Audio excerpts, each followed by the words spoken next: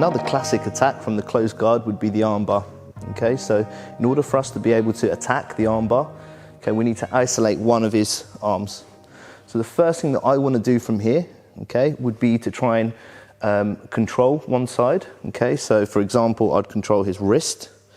Okay, and I'd reach over and I'd control his far elbow. This could be done in any way, okay? So there's no particular way this can be done. I can either cross grip and control the back of the elbow, or I can grip the wrist on the same side and reach over and cross grip with the elbow control. Okay, but the most important thing that I need to do is to make sure that his elbow passes the line of my hips.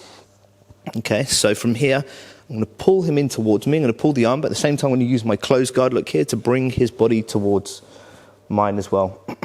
Once I get to this position, look here, I want to stop him from being able to pull the elbow back out again.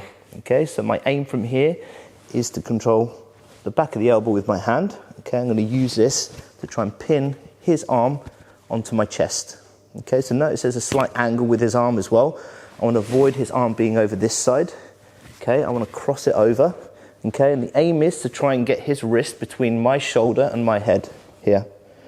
Once I get his arm to this position, okay, the next thing I want to focus on is his posture. Because I'm cross gripping on this side, I'm going to use this hand now, look here, to control that far shoulder. So I'm reaching over and I'm using this to keep his shoulder close to me. Okay, and then from this position I can start opening up my legs. Okay, similarly to the triangle position, when you're controlling your own ankle to stop him from posturing. Once I'm controlling this far shoulder, I can start freeing my legs up, and I can start using this to create an angle for me to attack the arm. Okay, so my aim from this position now is to try and get my body aligned with his arm. So from here, okay, I'm going to go foot on the hip, I'm going to pinch my knee in, I'm going to move my body into the direction that allows me to start hyperextending the elbow with my hips. Okay, so notice at the same time as I'm changing the angle, I'm using my leg now to control the posture. This means I can free my hand up to push his head away, so I can start throwing my free leg over the back of the head.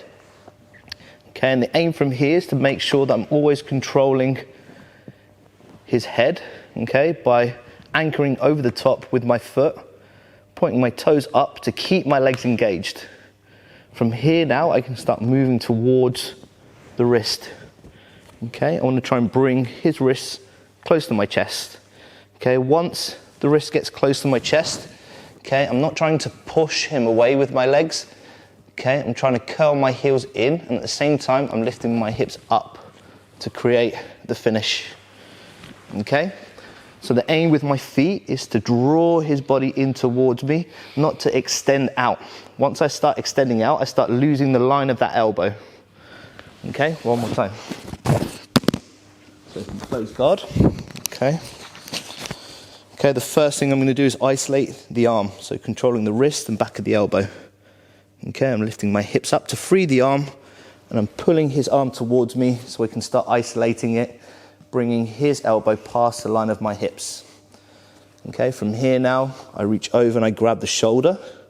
I put my foot on the hip, I pinch my knee, and I'm changing the angle of my body, controlling the posture with that top leg, so I can start freeing my hand to push his head away. The leg comes over the top. Okay, I change the angle of my leg, so I'm controlling the top of the head. So if Ollie tries to posture up from here, look, he's carrying my whole body weight. From here now, I bring his wrist close to my chest. Okay, I curl my heels in, and I lift my hips up.